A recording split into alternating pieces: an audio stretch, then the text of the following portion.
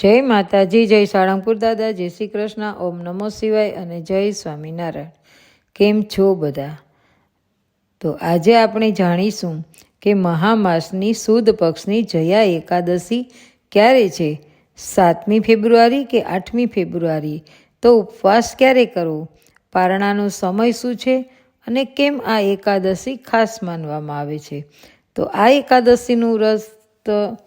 એકાદશીનું વ્રત કરવાથી આપણને શું ફળ મળે છે, તો તેના વિશે આપણે આજે આ વિડીયોમાં જાણીશું. તો હિન્દુ શાસ્ત્રોમાં શ્રી વિષ્ણુ ભગવાનની કૃપા પ્રાપ્તિ માટે સૌથી ઉત્તમ વ્રત એકાદશીનું છે અને જે તિથિનું એક વિશેષ મહત્ત્વ છે. મહામાસની સુદ પક્ષની એકાદશી તિથિને જયા એકાદશી કહેવાય છે. એકાદશી તિથિ દર માસમાં 2 વાર આવે છે, એક તો સુદ પક્ષ અને બીજી વદ પક્ષ. એકાદશીની તિથિ જગતના પાલનહાર ભગવાન વિષ્ણુને સમર્પિત છે.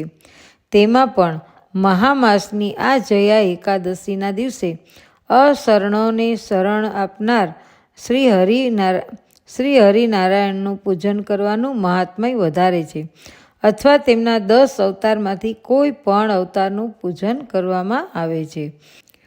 તેમજ મહામાસની સુદ પક્ષની એકાદશીને જયા એકાદશી કહે છે. આ એકાદશીનું વ્રત કરવાથી મનુષ્ય ભૂત પ્રેત પિશાચ આદિની યોનિમાંથી છૂટી જાય છે.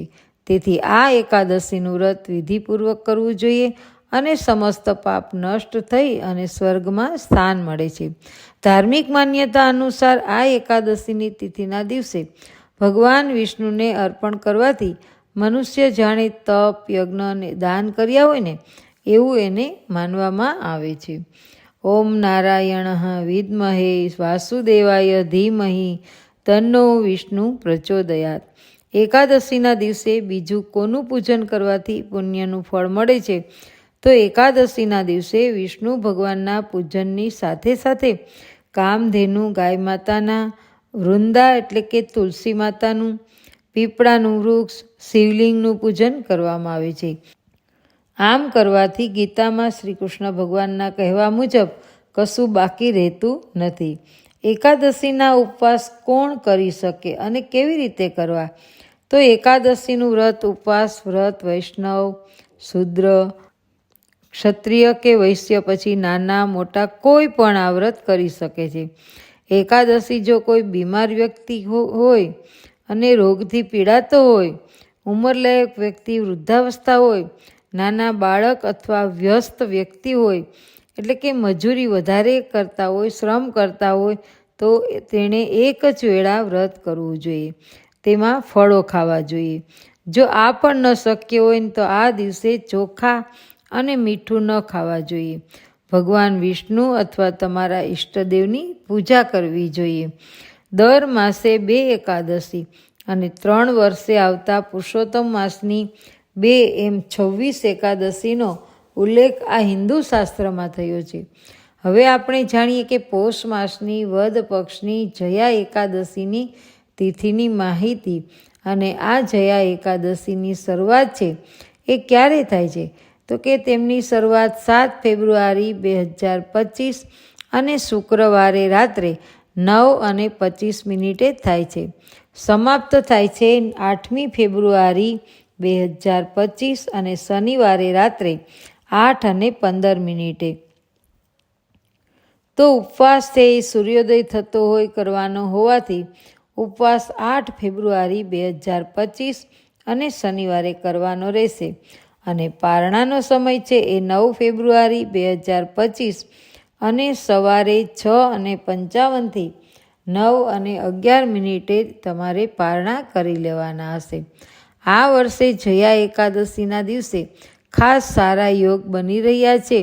તો તેના વિશે આપણે મહામાસની સુદ પક્ષની જયા એકાદશીનું વ્રત પૂર્ણ શ્રદ્ધાથી કરવાથી મનુષ્ય ભૂત પ્રેત પિશાચ આદિની યોનિમાંથી છૂટી જાય છે અને સમસ્ત પાપ નષ્ટ થઈ અને સ્વર્ગમાં સ્થાન મળે છે. તો બીજું કે એકાદશી ઉપર શું ના કરવું? તો એકાદશી ઉપર તુલસીના પાન ના તોડવા, કારણ કે તુલસી વિષ્ણુને પ્રિય છે. પ્રસાદ કે ભોગ માટે અર્પણ કરવા માટે તુલસીને અગાઉથી તોડીને કે આગલા દિવસે તોડીને લઈ લેવા. જૂઠું બોલવું નહીં અને કોઈની નિંદા કરવી નહીં.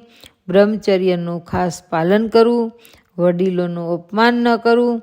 ખોટા ખરાબ વૃત્તિવાળા લોકોની સંગતથી બચવું જોઈએ. જયા એકાદશી છે ને એ 10 પેઢીને તારે છે. તો જયા એકાદશીનું વ્રત પિતૃઓની મોક્ષ પ્રાપ્તિ માટે મહત્વપૂર્ણ માનવામાં આવે છે. જો તમે પણ આ વ્રતનું સંપૂર્ણપણે ફળ પ્રાપ્ત કરવા માંગતા હોય ને તો જયા એકાદશીનું વ્રત જરૂરથી કરવું અને તેની કથા તો જરૂરથી સાંભળવી. જયા એકાદશીનું વ્રત 8 ફેબ્રુઆરીએ 2005ના રોજ છે અને મહિનાની 11 છે. આ દિવસે વ્રત, દાન, શ્રીહરિની પૂજા કરનાર પિતૃકોયોનીનો ત્યાગ કરીને સ્વર્ગમાં જાય છે એવી માન્યતા છે. અને એવું કહેવામાં પણ આવે છે કે આ એકાદશી વ્રત જે પણ કરે છે તેના પિતૃપક્ષની 10 પેઢીઓ અને માતૃપક્ષની 10 પેઢીઓ અને પત્ની પક્ષની પણ 10 પેઢીઓ વૈકુંઠ પ્રાપ્ત કરે છે. તો આ એકાદશીનું વ્રત કરવાથી સંતાન, ધન અને કીર્તિમાં વધારો થાય છે એ પૌરાણિક માન્યતા છે. એકાદશીનું વ્રત કરવાવાળાએ ખાસ આ જયા એકાદશીની વ્રતની કથા સાંભળવી જોઈએ જેથી તેનું ઈચ્છિત ફળ પ્રાપ્ત થાય છે. તો ચાલો આપણે સાંભળીએ એકાદશીની મહાત્મય કથા. તો યુધિષ્ઠિરે પૂછ્યું કે ભગવાન, આપે મહામાસના કૃષ્ણ પક્ષની ષટતિલા એકાદશીનું તો વર્ણન કર્યું. હવે કૃપા કરીને મને જણાવો કે શુક્લ પક્ષની કઈ એકાદશી હોય છે અને તેની વિધિ શું છે તથા તેમાં કયા દેવતાનું પૂજન કરવામાં આવે છે. ભગવાન શ્રી કૃષ્ણ બોલ્યા કે રાજેન્દ્ર, જણાવું છું, સાંભળો. મહામાસના શુક્લ પક્ષમાં જે એકાદશી હોય છે તેનું નામ જયા છે. તે બધા પાપોને હરનારી ઉત્તમ તિથિ છે.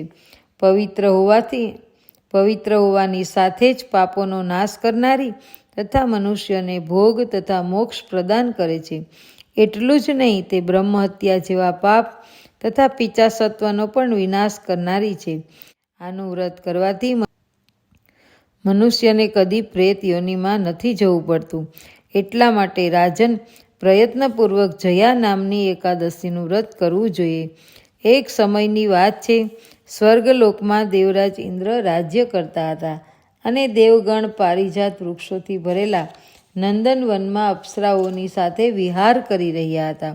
50 કરોડ ગંધર્વોના નાયક દેવરાજ ઇન્દ્રે પોતાની ઈચ્છા મુજબ વનમાં વિહાર કરતા રહીને ઘણા હર્ષથી નૃત્યનું આયોજન કર્યું.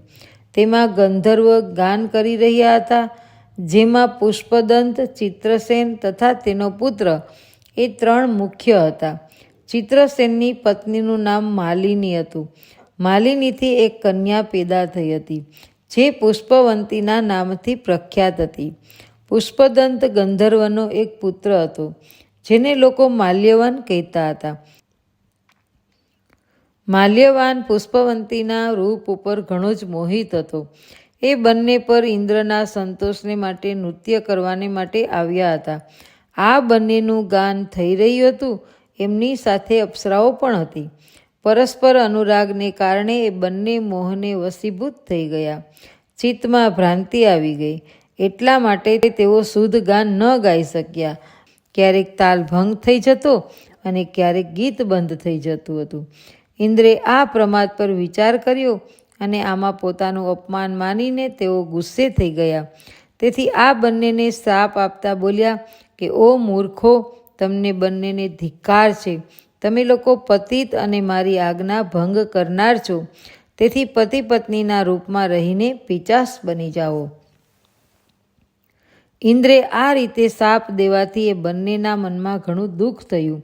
તેઓ હિમાલય પર્વત ઉપર ચાલ્યા ગયા અને પિચાસ યોનિને પામી અને ભયંકર દુઃખ ભોગવવા લાગ્યા. શારીરિક પાપથી ઉત્પન્ન તાપથી પીડિત થઈને બંને પર્વતની કંદરાઓમાં વિચરતા રહ્યા. એક દિવસ પિચાસે પોતાની પત્ની પિચાસીને કહ્યું, આપણે ક્યું પાપ કર્યું છે જેનાથી આ પિચાસીઓની મળી છે? નરકનું કષ્ટ ઘણું ભયંકર છે તથા પિચાસીઓની પણ ઘણું દુઃખ દેનારી છે. તેથી પૂરો પ્રયત્ન કરીને પાપથી બચવું જોઈએ. આ રીતે ચિંતાથી ઘેરાયેલા તે બંને દુઃખને કારણે સુકાતા જઈ રહ્યા હતા. દેવયોગથી તેમને મહામાસની એકાદશી તિથિ મળી ગઈ. જયા નામની પ્રખ્યાત એકાદશી તિથિ જે બધી તિથિઓમાં ઉત્તમ છે તે આવી. તે દિવસે તે બંને બધા પ્રકારના આહારનો ત્યાગ કર્યો. પાણી સુદ્ધા પીધું નહીં, કોઈ જીવની હિંસા કરી નહીં, ત્યાં સુધી કે ફળ પણ નહીં ખાધા. નિરંતર દુઃખોથી ભરેલા તેઓ એક પીપળાની નજીક બેસી રહ્યા. સૂર્ય આથમી ગયો, તેનો જીવ લે તેની ભયંકર રાતની શરૂઆત થઈ. તેમને ઊંઘ ન આવી. તેઓ રતિ કે બીજું કોઈ સુખ પણ નહીં પામી શક્યા. સૂર્યોદય થયો, દ્વાદશીનો દિવસ આવ્યો. તે પિચાસોના દ્વારા જયાના ઉત્તમ વ્રતનું પાલન થઈ ગયું. તેમણે રાત્રે જાગરણ પણ કર્યું. તે વ્રતના પ્રભાવથી ભગવાન વિષ્ણુની શક્તિથી તે બંનેની પિચાસતા દૂર થઈ ગઈ. પુષ્પવંતી અને માલ્યવાન પોતાના પૂર્વ રૂપમાં આવી ગયા. તેમના હૃદયમાં તે જ જૂનો સ્નેહ ઉભરાઈ રહ્યો હતો. આ શરીર પર અગાઉના જેવા જ અલંકારો શોભી રહ્યા હતા. તે બંને મનોહર રૂપ ધારણ કરીને વિમાન પર બેઠા અને સ્વર્ગલોકમાં ચાલ્યા ગયા.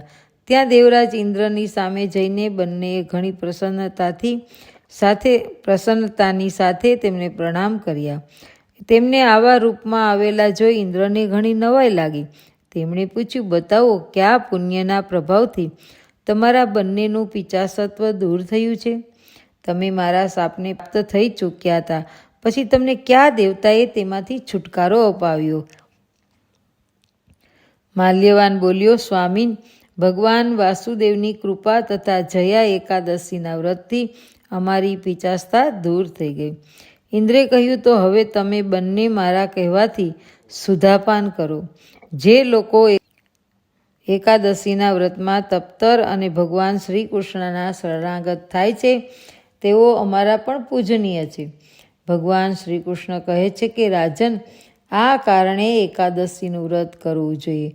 નૃપશ્રેષ્ઠ જયા બ્રહ્મ હત્યાનું પાપ પણ દૂર કરનારી છે. જેણે જયાનું વ્રત કર્યું છે તેણે બધી જાતના દાન આપી દીધા અને તમામ યજ્ઞનું અનુષ્ઠાન કરી લીધું. આ મહાત્મ્યને વાંચવા અને સાંભળવાથી અગ્નિષ્ટોમ યજ્ઞનું ફળ મળે છે. તો તમને આ જયા એકાદશીનો વિડીયો કેવો લાગ્યો? જો વિડીયો પસંદ આવ્યો હોય તો વિડીયોને લાઈક અને શેર કરજો. અને મારી ચેનલ ઉપર જો તમે પહેલી જ વાર આવ્યા હોય ને તો ચેનલને સબસ્ક્રાઈબ કરી દેજો. ફરી મળીશું નવા વિડીયો સાથે. ત્યાં સુધી બધાને